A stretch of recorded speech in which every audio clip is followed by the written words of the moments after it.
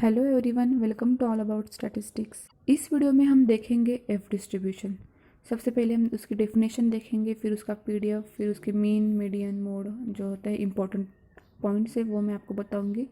फिर उसके बाद हम देखेंगे उसके रिजल्ट्स जो कि बहुत इंपॉर्टेंट होते हैं, उससे बहुत सारे क्वेश्चंस भी सॉल्व होते हैं, इसलिए वो रिजल्ट्स हम देखेंगे। फिर उसके बाद हम सॉल्व करेंगे बेसिक क्वेश्चंस। उसकी वजह से आपको एक आइडिया आ जाएगा कि क्वेश्चन को कैसे अप्रोच करना है। और बेसिक क्वेश्चंस होने के बाद हम देखेंगे प्रीवियस ईयर क्वेश्चन जो है आईआईटी जैम के, वो देखेंगे। इसलिए आप इस वीडियो को पूरा देखिए। अभी हम देखेंगे कि एफ डिस्ट्रीब्यूशन की डेफिनेशन क्या है। Suppose U and V are independent chi square random variables with n1 and n2 degrees of freedom. हमारे पास दो वेरिएबल्स है यू एंड वी, जो कि क्या फॉलो कर रहे हैं, काई स्क्वायर डिस्ट्रीब्यूशन फॉलो कर रहे हैं, n1 एंड n2 रिस्पेक्टिवली। और जो हमारा f है is equal to u upon n1 upon v upon n2 अगर हो तो क्या फॉलो करता है, f डिस्ट्रीब्यूशन फॉलो करता है with n1 comma n2 degrees of freedom. तो यहाँ पे हमारा जो u है वो क्या फॉलो करेगा, काई स्क्वायर n1 फॉलो करेगा, और जो v है वो क्या फॉलो करेगा, काई स्क्वायर n2 फॉलो करेगा।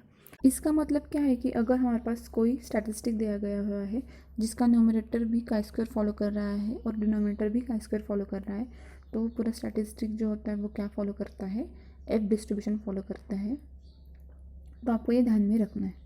अभी हम इसका पीडीएफ देखेंगे। पीडीएफ क्या है एफ डिस्ट्रीब्यूशन का, F of X is equal to n1 upon n2 raise to n1/2 upon beta n1/2 comma n2/2 into x raise to n1/2 minus 1 upon 1 plus n1/n2 into x raise to n1 plus n2/2 where x is greater than 0। तो ये इसका F distribution का PDF है। आपको ये PDF ध्यान में रखना है। अभी हम एफ डिस्ट्रीब्यूशन का मीन देखेंगे। तो मीन इज इक्वल टू क्या होता है, n2 upon n2 minus 2 if n2 is greater than 2। अगर n2 ग्रेटर दैन 2 है तो उसका mean n2 upon n2 minus 2 होगा। और जो मीन है हमारा n2 अपॉन n2 माइनस 2 वो क्या होगा, ग्रेटर दैन 1 होगा। और आप अगर मीन को ध्यान से देखोगे तो वो क्या है, इंडिपेंडेंट ऑफ पैरामीटर n1 है। अभी हम इसका वेरिएंस देखेंगे। तो वेरिएंस क्या होगा, 2n2 square n1 plus n2 minus 2 upon n1, n2 minus 2 का ब्रैकेट स्क्वायर n2 माइनस 4, और n2 जो होगा वो क्या होगा, ग्रेटर दैन 4 होगा। अभी जो एफ डिस्ट्रीब्यूशन का मोड है वो क्या है, n2 upon n2 plus 2 into n1 minus 2 upon n1। ये आपको ध्यान में रखना है। और हमें पता है कि n2 अपॉन n2 प्लस 2 क्या होगा, लेस दैन 1 होगा, और n1 माइनस 2 अपॉन n1 भी लेस दैन 1 होगा। इसलिए जो हमारा मोड है एफ डिस्ट्रीब्यूशन का वो ऑलवेज लेस दैन 1 ही आएगा। ये आपको ध्यान में रखना है कि एफ डिस्ट्रीब्यूशन का जो मोड होता है वो ऑलवेज लेस दैन 1 होता है। अभी हम देखेंगे एफ डिस्ट्रीब्यूशन के रिजल्ट्स क्या होते हैं, जो होते हैं वो आपको सारे के सारे रिजल्ट्स ध्यान में रखने हैं। तो पहला रिजल्ट क्या है, if F is a random variable with F distribution with n comma n degrees of freedom then median of A F is 1। मतलब अगर डिग्रीज ऑफ फ्रीडम सेम हो दोनों भी तो उसकी मीडियन क्या आएगी, हर बार 1 ही आएगी। तो आपको ये ध्यान में रखना। हमारा सेकेंड रिजल्ट है, if F is a random variable और एफ जो है वो F n comma n follow कर रहा है, तो जो उसके फर्स्ट क्वार्टाइल और थर्ड क्वार्टाइल जो है वो क्या होते हैं, एक दूसरे के रेसिप्रोकल होते हैं। मतलब कि Q1 इज इक्वल टू क्या आता है, 1 अपॉन Q3 आता है। मतलब कि Q1 Q3 is equal to क्या होता है, 1 होता है। तो ये ध्यान में रखना है कि आपको अगर जो हमारे डिग्रीज ऑफ फ्रीडम वो दोनों सेम है n1 n2, तो फिर जो उसके फर्स्ट क्वार्टाइल और थर्ड क्वार्टाइल है वो क्या होते हैं, एक दूसरे के रेसिप्रोकल होते हैं। अगला जो रिजल्ट है वो बहुत ही ज़्यादा इंपॉर्टेंट रिजल्ट है, क्योंकि इसके ऊपर जान में क्वेश्चन आ चुके हैं बहुत बार, तो आपको ये ध्यान में ही रखना है। तो क्या है हमारा result, if x follows F distribution with n1 comma n2 और y follows F distribution with n2 comma n1। मतलब कि क्या है, x जो है वो क्या n1 comma n2 degrees of freedom है, और y की जो है वो क्या है n2 कॉमा n1। मतलब कि दोनों एक्सचेंज हो गई है। तो फिर अगर ऐसा हो तो probability of x greater than equal to a plus probability of y greater than equal to 1 upon a क्या होता है, 1 होता है। तो आपको ये रिज़ल्ट बहुत ही ज़्यादा इंपॉर्टेंट है, ये आपको ध्यान में रखना है। इसके यहाँ पे जो और एक की वैल्यू पूछी जाती है 1/a क्या होगा, फिर ये बहुत ही सिंपल क्वेश्चन इस पे आते हैं, लेकिन आपको अगर ये रिजल्ट याद हो तभी आप वो क्वेश्चन को सॉल्व कर सकोगे। अगला हमारा जो रिजल्ट है वो क्या है, if x follows f n1 comma n2 then 1/x follows f n2 comma n1। मतलब कि अगर x जो है f n1 comma n2 follow कर रहा है तो उसका अगर हम रेसिप्रोकल लेते हैं 1/x तो वो क्या फॉलो करेगा, सिर्फ उसकी जो डिग्रीज ऑफ फ्रीडम है वो एक्सचेंज हो जाएगी, n2 कॉमा n1 हो जाएगी। अगला जो रिजल्ट है वो क्या है कि अगर एक टी हमारा स्टैटिस्टिक है और वो क्या फॉलो कर रहा है, टी डिस्ट्रीब्यूशन फॉलो कर रहा है with n degrees of freedom, तो अगर मैं उस टी स्टैटिस्टिक का स्क्वायर करती हूँ तो वो क्या फॉलो करता है, F distribution with degrees of freedom कितनी होगी उसकी 1,n। तो आपको ये जो मैंने रिजल्ट बताया है 5, वो आपको ध्यान में रखने हैं, वो बहुत ही ज़्यादा इंपॉर्टेंट रिजल्ट्स हैं। अभी हम क्या करेंगे, एफ डिस्ट्रीब्यूशन के कुछ बेसिक क्वेश्चन सॉल्व करेंगे। अभी हम जो ये क्वेश्चंस आप देखोगे तो आपको पता चल जाएगा कि कैसे हम क्वेश्चन को अप्रोच करना है, कौन सी स्टेप्स फॉलो करनी है। तो चलिए शुरू करते हैं। पहला क्वेश्चन क्या है हमारा, if x1 and x2 are two independent normal 0,1 and normal 0,1/2 variates respectively, then which of the following will be distribution of x1 square upon 2x2 square. ये हमें पूछा गया है कि इसका डिस्ट्रीब्यूशन क्या होगा। हमारे यहाँ पे 4 ऑप्शन दिए गए हैं, क्योंकि हमें पता तो मतलब वो अगर हम उस स्टैटिस्टिक को देखेंगे तभी हमें पता चल जाएगा कि ये जो है एफ डिस्ट्रीब्यूशन फॉलो करेगा, क्योंकि हमें दिख रहा है कि ऊपर भी काई स्क्वायर कुछ फॉलो कर रहा है और नीचे भी क्या है, काई स्क्वायर फॉलो कर रहा है। तो अगर डिनोमिनेटर और न्यूमरेटर दोनों में काई स्क्वायर फॉलो कर रहा है वो, तो हमें पता चल जाता है कि ये पूरी टर्म जो है वो क्या फॉलो करेगी, एफ डिस्ट्रीब्यूशन फॉलो करेगी। अभी हमें सिर्फ ये ढूंढना है कि जो न्यूमरेटर वाला है वो काई स्क्वायर विथ कितनी डिग्रीज ऑफ फ्रीडम फॉलो कर रहा है और नीचे वाला भी कितनी डिग्रीज ऑफ फ्रीडम फॉलो कर रहा है। तो मैं सबसे पहले मैं क्या करती हूँ, जो हमें दिया गया है वो लिख लेती हूँ। x1 हमारा क्या फॉलो कर रहा है, नॉर्मल 0,1। हमें पता है काई स्क्वायर, हम कैसे काई स्क्वायर के लिए सबसे पहले जो वेरिएबल है उसको स्टैंडर्ड नॉर्मल में होना ज़रूरी होता है। तो अभी हमें ये दिया गया है कि ये स्टैंडर्ड नॉर्मल में है, तो अभी मैं अगर x1 का स्क्वायर करती हूँ तो वो क्या फॉलो करेगा, chi square with 1 degrees of freedom. और जो x2 है हमारा वो क्या फॉलो कर रहा है, नॉर्मल 0,1/2। अभी आप देखोगे तो हमें पता चलेगा कि ये स्टैंडर्ड नॉर्मल में नहीं है, तो हमें पहले इसे स्टैंडर्ड नॉर्मल में लाना होगा, फिर उसके बाद उसकी स्क्वेयरिंग करनी होगी। तो हमें स्टैंडर्ड नॉर्मल में कैसे लाते हैं, मैं क्या करूँगी, x2 माइनस 0/√1/2, क्योंकि जो मीन होता है उसको हम माइनस करते हैं और जो वेरियंस होता है उसको √स्क्वायर में लिखते हैं अपॉन में। तो फिर ये क्या फॉलो करेगा, अभी स्टैंडर्ड नॉर्मल फॉलो करेगा। अभी अगर मैं इसका स्क्वायर करती हूँ x2/√1/2 का ब्रैकेट स्क्वायर करती हूँ तो ये क्या फॉलो करेगा, chi square with 1 degrees of freedom follow करेगा, क्योंकि एक ही वेरिएबल इसलिए यहाँ पे chi square with 1 degrees of freedom follow करेगा। ये कैसे, क्यों यहाँ पे 1 ही क्यों कर रहा है, आपको इसके लिए आपको जो मैंने काई स्क्वायर की जो वीडियो डाली है वो आप पहले देखिए कि कैसी डिग्रीज ऑफ फ्रीडम हम कैसे लाते हैं, तो उससे आपको पता चल जाएगा। अगर मैं यहाँ पे स्क्वेयरिंग करती हूँ और वो क्या आ जाएगा, फिर x² upon 1/2 follows chi square 1, तो क्या आ जाएगा, जो 2 है नीचे का वो ऊपर चला जाएगा, 2x² फॉलोज काई square with 1 degrees of freedom. अभी हमें पता है f की जो डेफिनेशन है वो क्या है, chi square n1/n1 upon chi square n2/n2। ऐसा अगर हो तो वो क्या फॉलो करता है, f n1, n2 फॉलो करता है। अभी हमने देखा कि हमारे जो न्यूमरेटर और डिनोमिनेटर है दोनों की जो डिग्रीज ऑफ फ्रीडम थी वो 1 ही थी, मतलब हमें कुछ अलग से डिवाइड करने की ज़रूरत नहीं है यहाँ पे। तो फिर यहाँ पे क्या आ जाएगा, x1² अपॉन 1 वो क्या फॉलो गया, काई स्क्वायर 1/1, काई स्क्वायर 1/1। तो फिर हमें पता है कि ये अगर ऐसे आ जाए तो वो क्या फॉलो करता है, एफ डिस्ट्रीब्यूशन विथ 1,1। तो हमें उसका आंसर आ जाएगा, उसका ऑप्शन जो है वो थर्ड ऑप्शन है वो करेक्ट है। ऐसे हमें क्वेश्चन को सॉल्व करना है। सबसे पहले हमें जो न्यूमरेटर की टर्म है उसको काई स्क्वायर वो कौन सी डिग्रीज ऑफ फ्रीडम फॉलो कर रहा है वो देखना है, डिनोमिनेटर की टर्म कौन सी डिग्रीज ऑफ फ्रीडम फॉलो कर रही है काई स्क्वायर की वो देखना है, और उसको डिवाइड करेंगे तो फिर वो टर्म क्या फॉलो करेगी, एफ डिस्ट्रीब्यूशन फॉलो करेगी। अभी हम अगला क्वेश्चन देखेंगे। यहाँ पे क्या दिया गया है कि suppose x1 x2 up to x10 and y1 y2 up to yn are random sample from normal mu1 comma sigma square and normal mu2 comma sigma square respectively, और s1 square is equal to क्या दिया है, summation of x i minus x bar का bracket square upon 9 and S2 square is equal to summation y i minus y bar का bracket square upon 8, ये हमें दिए गए हैं। और हमें पूछा है कि then distribution of S1 square upon S2 square is what. और हमारे यहाँ पे 4 जो है ऑप्शन दिए गए हैं, तो हमें देखना है कि ये पहले क्या फॉलो करेगा। अभी मैंने जब काई स्क्वायर डिस्ट्रीब्यूशन आपको पढ़ाया था, तो मैंने एक बहुत ही इंपॉर्टेंट आपको रिजल्ट बताया था, वही यहाँ पे यूज़ होने वाला है। मैंने यहाँ पे रिजल्ट भी लिखा है।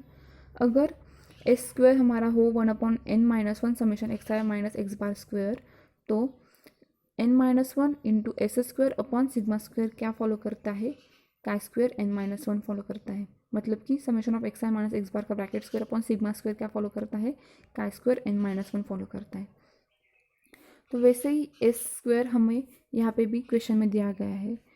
तो मैं क्या करती हूँ, अभी जो हमारा S1 स्क्वायर है उसको जो है n-1 से मल्टीप्लाई करती हूँ और सिग्मा स्क्वायर से डिवाइड करती हूँ। तो उसकी वजह से वो क्या हो जाएगा, वो काई स्क्वायर फॉलो करेगा विथ जो n-1 डिग्रीज ऑफ फ्रीडम होगी उससे।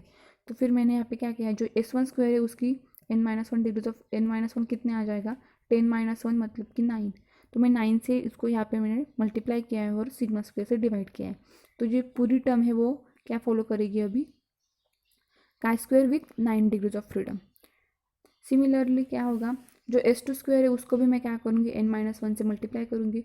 तो S2 के लिए n-1 कितनी है यहाँ पे 9, 9 माइनस y1 y2 कहाँ तक है, 9 तक है। तो 9-1 8 into S2 square upon sigma square से मैंने अगर यहाँ पे करूँगी, तो फिर ये क्या फॉलो करेगी, पूरी की पूरी टर्म काई square with 8 degrees of freedom. ये कैसे आ गया है, यहाँ पे जो रिजल्ट है उसका हमने यहाँ पे यूज़ किया है। और फिर यह क्या आ जाएगा, यहाँ पे chi square 8 degree of freedom आ जाएगा। तो हमें यहाँ पे जो है S1 square upon S2 square लाना है।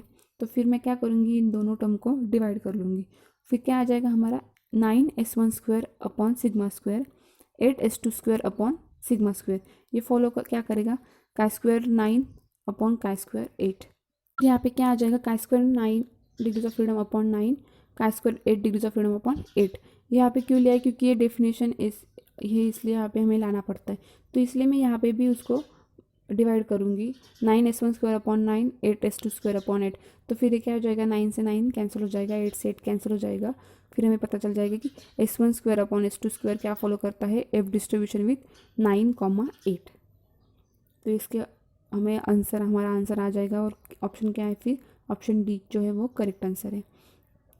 तो आपको जो भी मैं आपको रिजल्ट्स बताती हूँ वो आपको ध्यान में रखना है, क्योंकि ये रिजल्ट्स का जो है क्वेश्चंस में सॉल्व करते वक्त बहुत ज़्यादा इंपॉर्टेंट होते हैं। तो इसलिए आपको सारे के सारे रिजल्ट्स भी ध्यान में रखना है। अभी हम 2020 में जो पूछा गया क्वेश्चन है, क्वेश्चन नंबर 25, वो देखेंगे। तो क्या दिया गया है क्वेश्चन में, late x1 x2 x3 x4 x5 5 जो है हमारे रैंडम सैंपल दी गई यहाँ पे, जो कि क्या फॉलो कर रहे हैं, स्टैंडर्ड नॉर्मल फॉलो कर रहे हैं।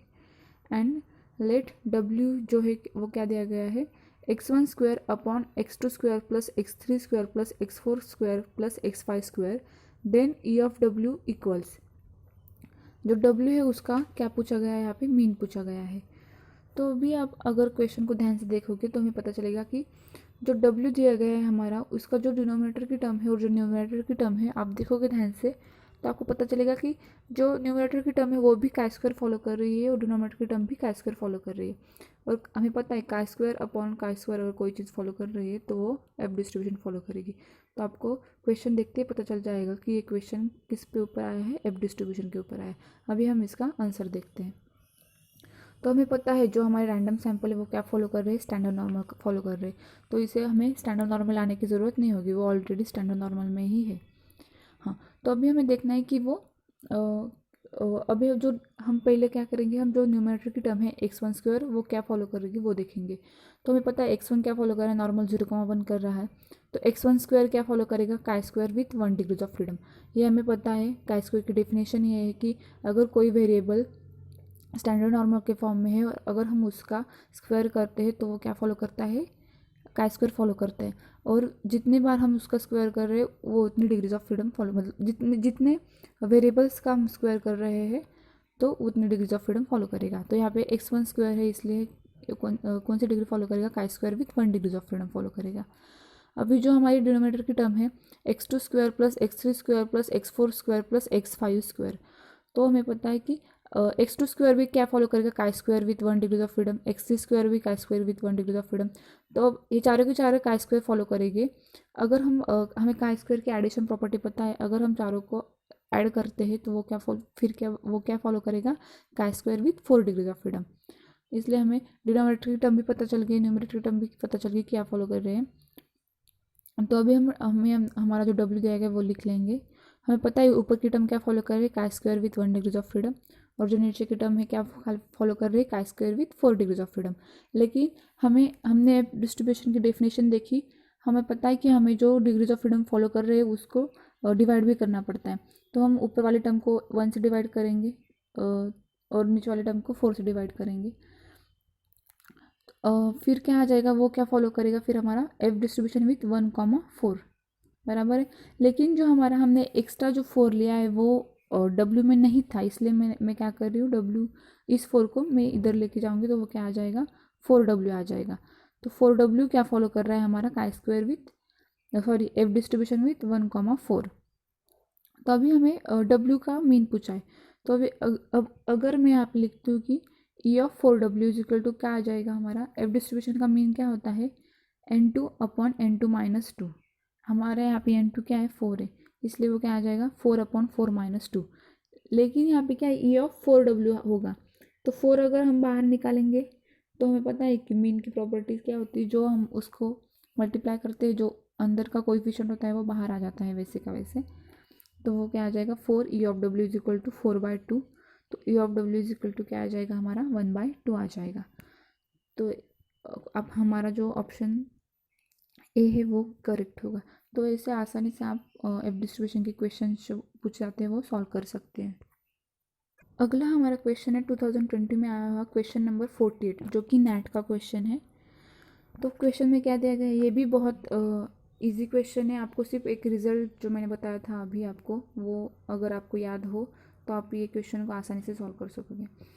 क्या दिया गया है यहाँ पे, let U follows F distribution with 5,8 and V follows F distribution with 8,5। और हमें दिया गया है कि अगर probability of U greater than 3.69 is equal to 0.05 है, then the value of C such that probability of V greater than C is equal to 0.95 equals. तो फिर वो क्या होगी, ये हमें पूछा गया है। अभी हम क्वेश्चन सॉल्व करते हैं। क्या दिया गया हम वो लिख लेंगे पहले। यू क्या फॉलो कर रहा है हमारा एफ डिस्ट्रीब्यूशन विथ 5,8, वी क्या फॉलो कर रहा है एफ डिस्ट्रीब्यूशन विथ 8,5। हाँ, जो भी नीचे दिया गया है रिजल्ट है आप वो देखिए। Probability of U greater than a plus probability of V greater than 1/a is equal to क्या होता है, 1 होता है। तो अभी यहाँ पे क्या दिया गया है, जो ए की वैल्यू यहाँ पे क्या है 3.69 है बराबर, और दिया गया है कि probability of V greater than C क्या दिया गया है यहाँ पे 0.95 दिया गया है। तो हमें पता है कि हमारा 1/a मतलब ही हमारा क्या होगा, सी होगा बराबर है कि नहीं।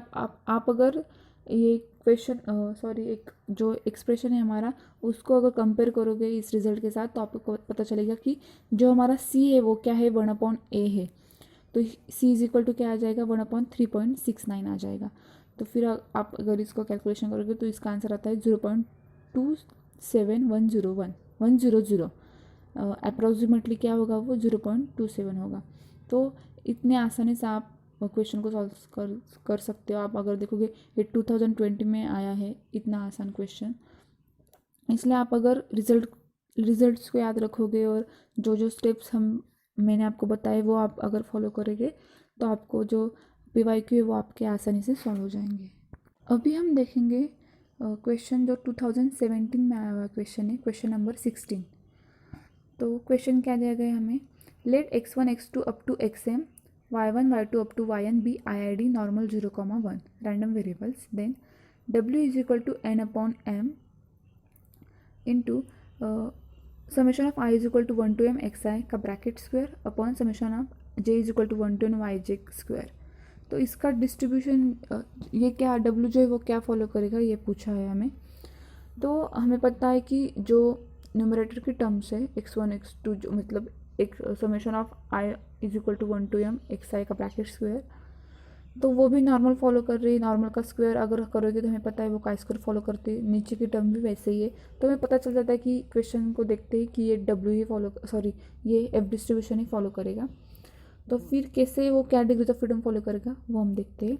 तो इसका आंसर हम देखेंगे। हमें पता है x1 x2 xm क्या फॉलो कर रहे हैं स्टैंडर्ड नॉर्मल में, इसलिए हमें स्टैंडर्ड नॉर्मल की लाने की ज़रूरत नहीं है, वो पहले से स्टैंडर्ड नॉर्मल फॉर्म में है।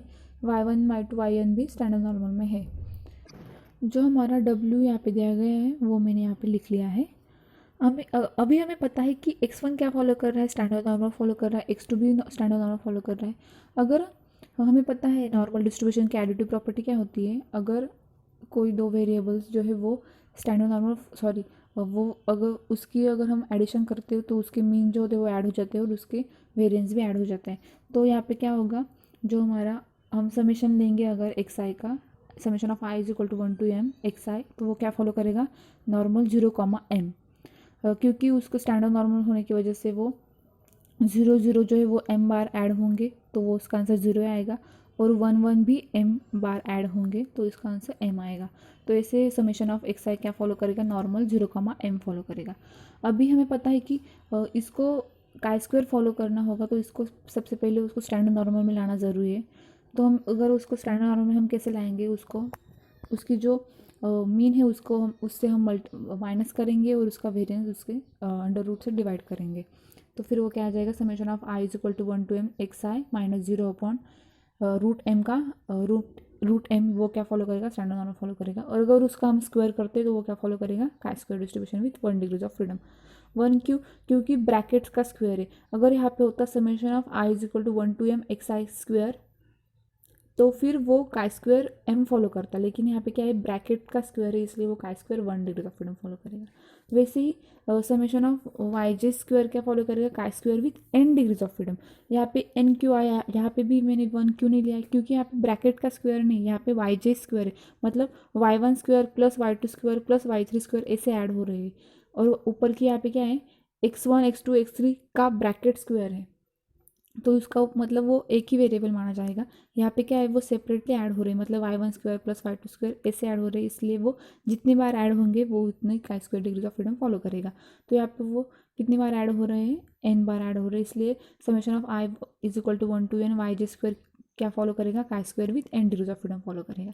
तो अभी हमें पता चल गया कि जो न्यूमरेटर की टर्म वो क्या फॉलो करे, डिनोमिनेटर की टर्म वो भी क्या फॉलो करे, वो हमें पता चल गया। अभी हम उसको लिख लेते हैं। तो फिर वो क्या आ जाएगा, summation of i is equal to 1 to m x i का bracket square upon m upon summation of y j square upon n। ऊपर की टर्म जो है वो क्या फॉलो कर रही है हमारी, का स्क्वायर 1 फॉलो कर रही है, नीचे की टर्म क्या फॉलो कर रही है, का स्क्वायर n। अपॉन n क्यों लाया, क्योंकि एफ डिस्ट्रीब्यूशन की डेफिनेशन होती है उसको हमें अपॉन में लाना होता है, जो जितनी डिग्रीज ऑफ फ्रीडम का स्क्वायर फॉलो करेगा उससे हमें डिवाइड करना पड़ता है। तो हमें पता चल गया कि ऊपर की टर्म क्या फॉलो कर रही है, का स्क्वायर 1, नीचे की टर्म का स्क्वायर n। इसलिए जो ये पूरी टर्म है वो क्या फॉलो करेगी, एफ डिस्ट्रीब्यूशन फॉलो करेगी। उसके जो डिग्रीज ऑफ फ्रीडम है वो क्या होंगी, 1, n होंगी, क्योंकि ऊपर की term 1 degrees of freedom follow कर रही है और नीचे की n फॉलो कर रही है। इसलिए जो हमारा आंसर है वो क्या आ जाएगा, डब्ल्यू जो वो क्या फॉलो करेगा, एफ डिस्ट्रीब्यूशन फॉलो करेगा with 1, n degrees of freedom. तो ऐसे हमें इसका आंसर आ जाएगा। तो सबसे पहले हमें आपको पता है सबसे पहले क्या करना होता है, जो हमें न्यूमरेटर में दिया गया है उसको नॉर्मल अगर फॉलो कर रही है वो कोई चीज़, तो उसको स्टैंडर्ड नॉर्मल में लाना है। उसके बाद उसको स्क्वेयरिंग करके उसको का स्क्वायर फॉलो करना है। फिर उसके बाद जो डिनोमिनेटर की टर्म वैसे ही करनी है, फिर उसको डिवाइड करेंगे तो एफ डिस्ट्रीब्यूशन फॉलो करेगा। मतलब कि आपको पता है कि सेम स्टेप्स ही हमें फॉलो करने हैं और सारे के सारे क्वेश्चन जो है वो ऐसे ही सॉल्व होंगे। तो आप ज़्यादा से ज़्यादा PYQ क्वेश्चंस की प्रैक्टिस कीजिए। मैंने जो हमारा जो टेलीग्राम चैनल है वहाँ पे मैंने जितनी जितनी टॉपिक्स में पढ़ा रही हूँ उसके सारे के सारे PYQ मैं उधर डाल रही हूँ, तो आप उस टेलीग्राम चैनल को भी ज्वाइन कर लीजिए। Thank you.